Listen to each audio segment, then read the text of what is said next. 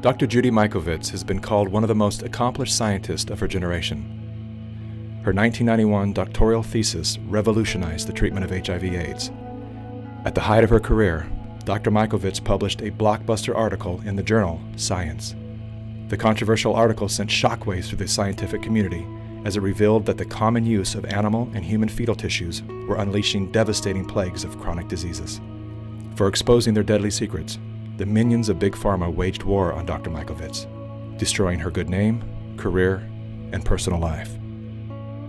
Now, as the fate of nations hang in the balance, Dr. Mikovits is naming names of those behind the plague of corruption that places all human life in danger.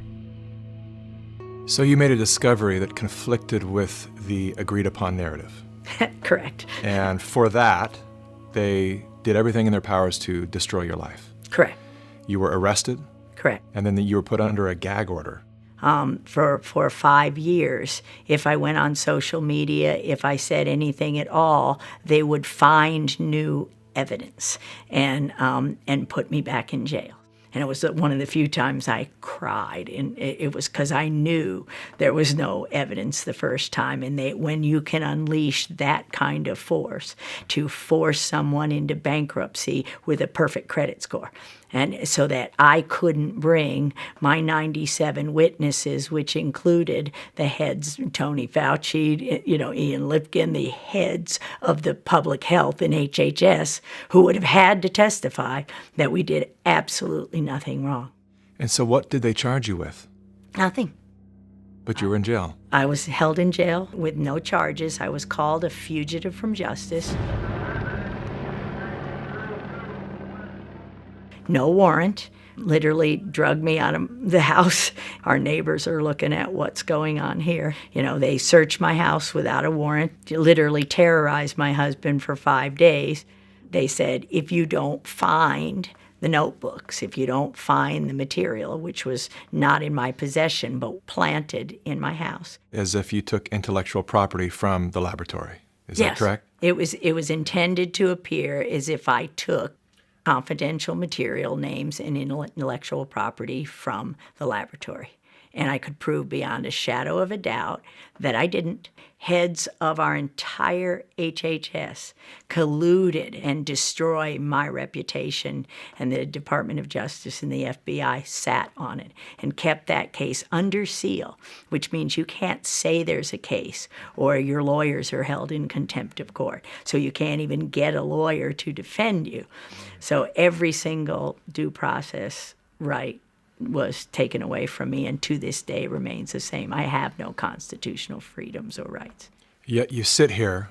I think a lot of people would probably have just taken the retirement out early, laid low, but you have decided to come forth when your gag order has been released to write a book called Plague of Corruption, Restoring Faith in the Promise of Science, and you are naming names.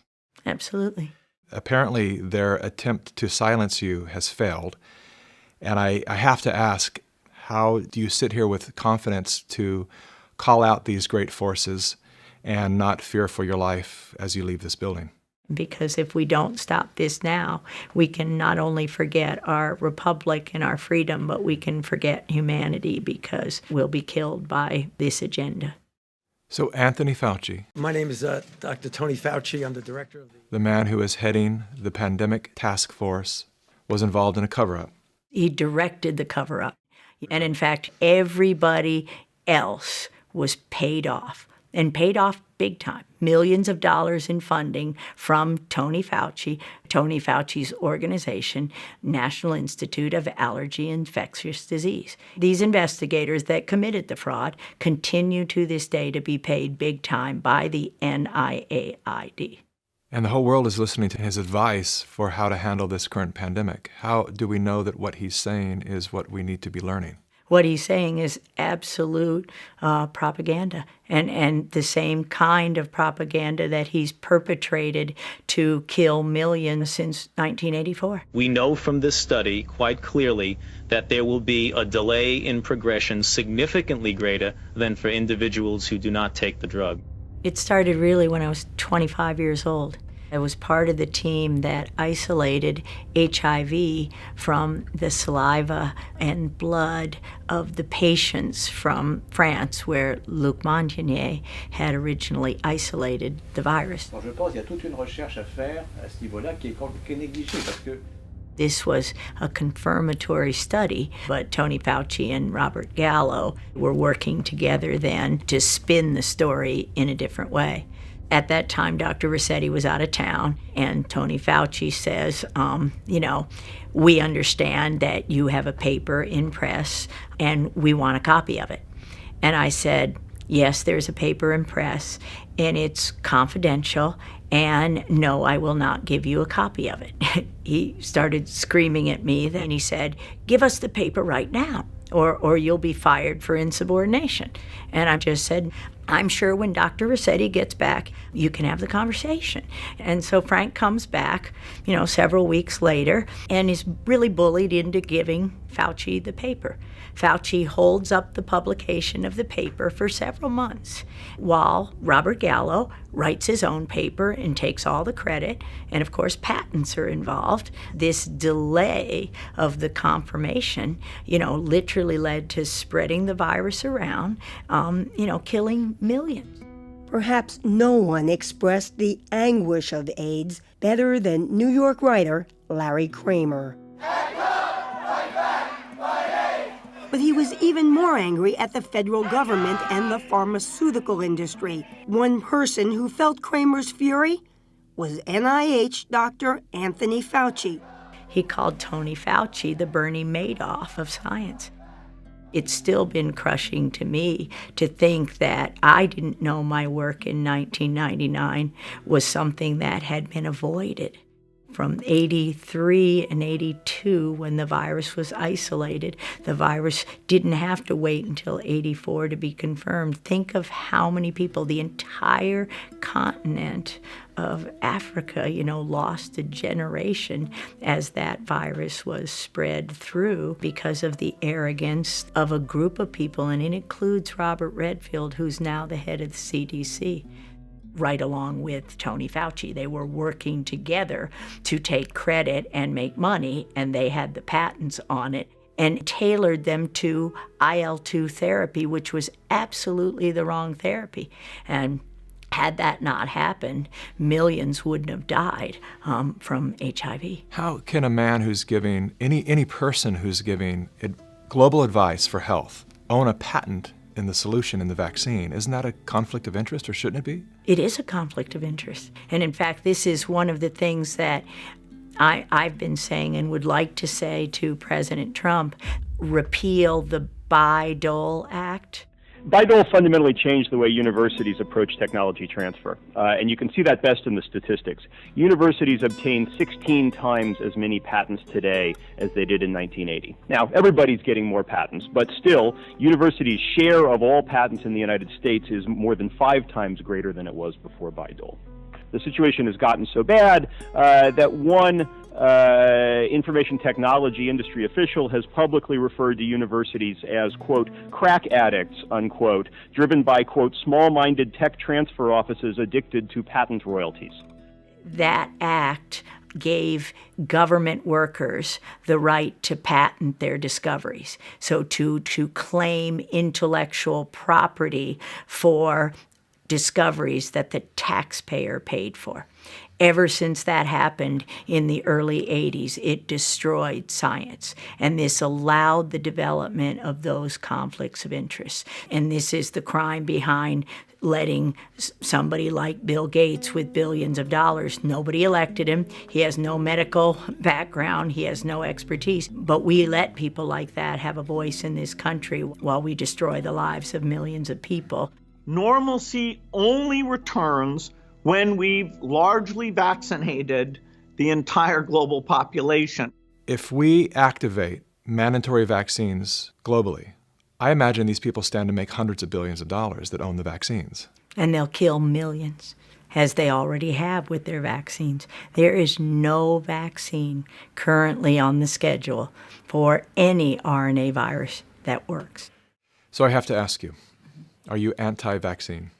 Oh, absolutely not. In fact, Vaccine is immune therapy, just like interferon alpha is immune therapy. So I'm not anti-vaccine. My job is to develop immune therapies. That's what vaccines are. Do you believe that this virus was created in a laboratory? I wouldn't use the word created, but you can't say naturally occurring if it was by way of the laboratory. So it's very clear this virus was manipulated, this family of viruses was manipulated and studied in a laboratory where the animals were taken into the laboratory, and this is what was released, whether deliberate or not. That cannot be naturally occurring. Somebody didn't go to a market, get a bat, the virus didn't jump directly to humans. That's not how it works. That's accelerated viral evolution. If it was a natural occurrence, it would take it up to 800 years to occur. This occurred from SARS-1 within a decade. That's not naturally occurring. And do you have any ideas of where this occurred? Oh, yeah. I'm sure it occurred between the North Carolina laboratories, Fort Detrick, U.S. Army Research Institute of Infectious Disease, and the Wuhan laboratory. $3.7 million flowed from the National Institutes of Health here in the U.S. to the Wuhan lab in China, the same lab where many people have said that this coronavirus infection first originated.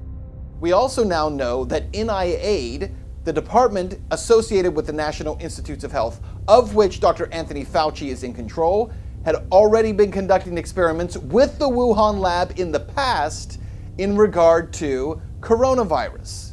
If Dr. Anthony Fauci cannot be honest with the public about his connection to this lab, then Fauci has to go.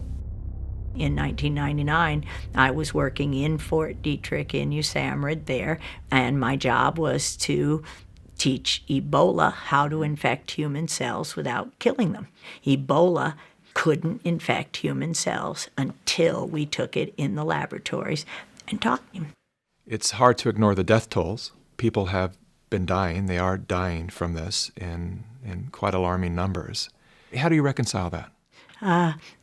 It's pretty easy when you see, for me, when you see what the government has done, and that is that they took, quoting Dr. Birx, we've taken a very liberal approach to mortality. If my husband were to die, who has COPD, his lungs have fibrosis, his lungs would look exactly like somebody with COVID-19 theoretically, but he has no evidence of infection.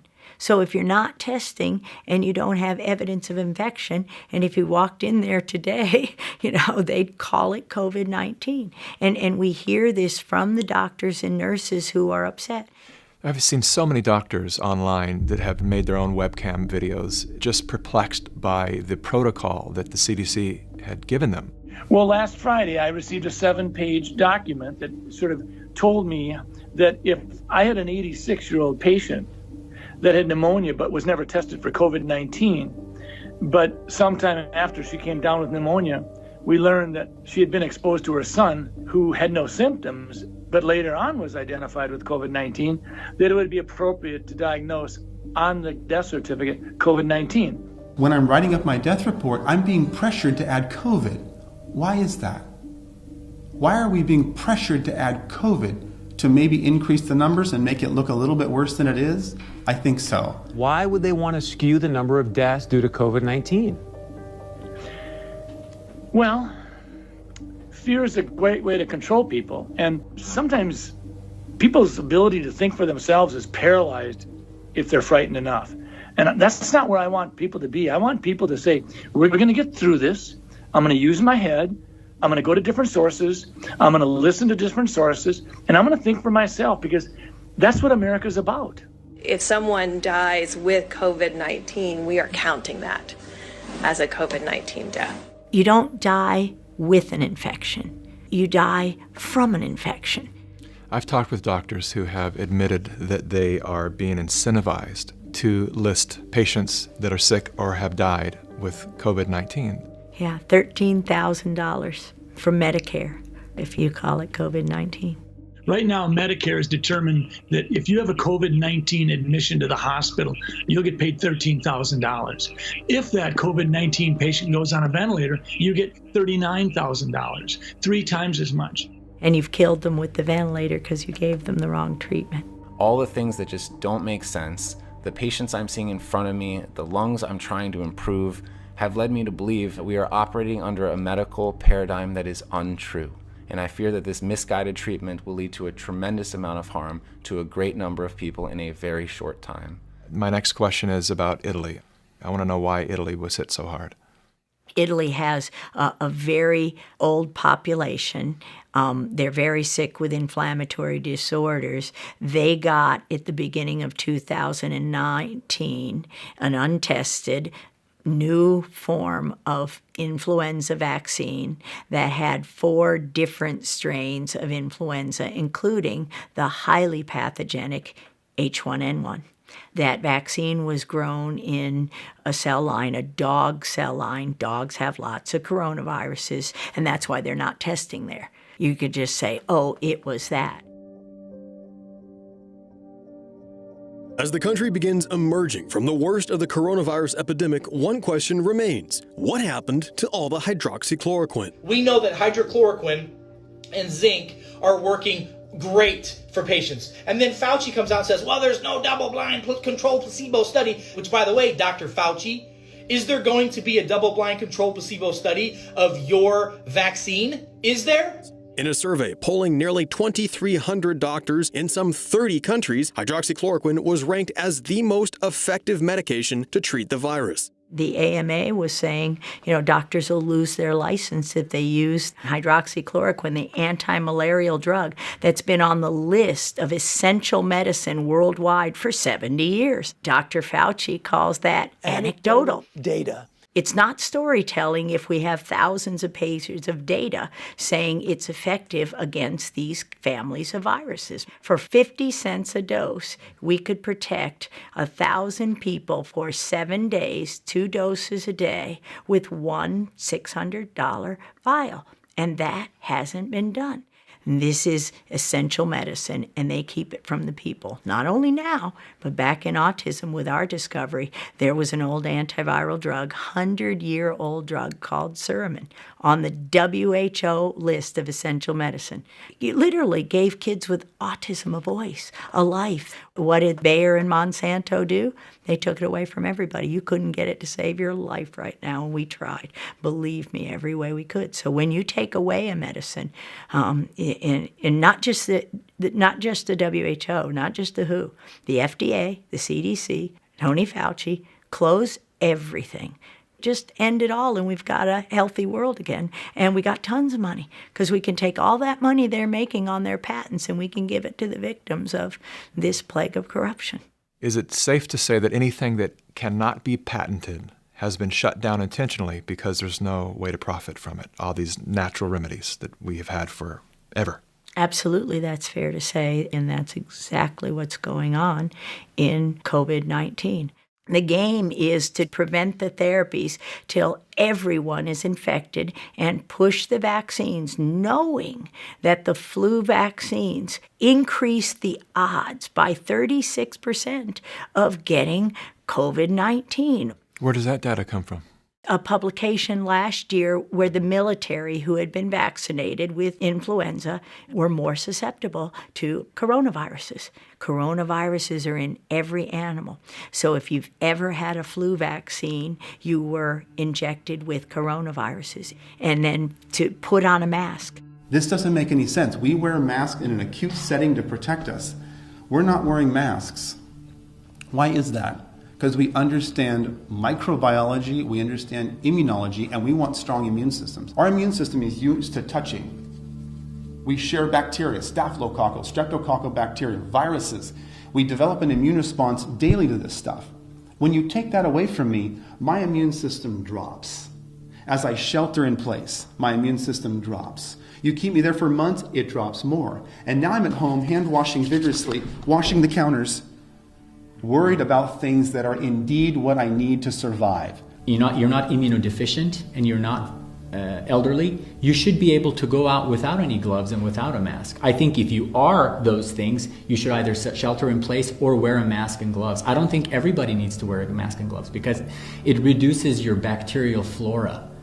It doesn't allow you to interact with society, and your bacteria flora and your viruses, your friends that protect you from other diseases, end up going away, and now you're more likely to get opportunistic infections that are hoping you don't have your good bugs fighting for you, if that makes sense. And then as we all come out of shelter in place with a lower immune system and start trading viruses and bacteria, what do you think is going to happen?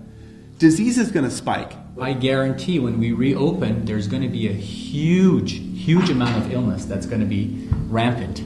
The building blocks of your immune system is virus and bacteria, end of story. Wearing the mask literally activates your own virus. You're getting sick from your own reactivated coronavirus expressions, and if it happens to be SARS-CoV-2, then you've got a big problem. You're not the first virologist who has told me that we're doing the exact opposite of what we should be doing to contain and to create immunity from this virus. Why would you close the beach? You've got sequences in the soil, in the sand. You've got healing microbes in the ocean, in the salt water. That's insanity.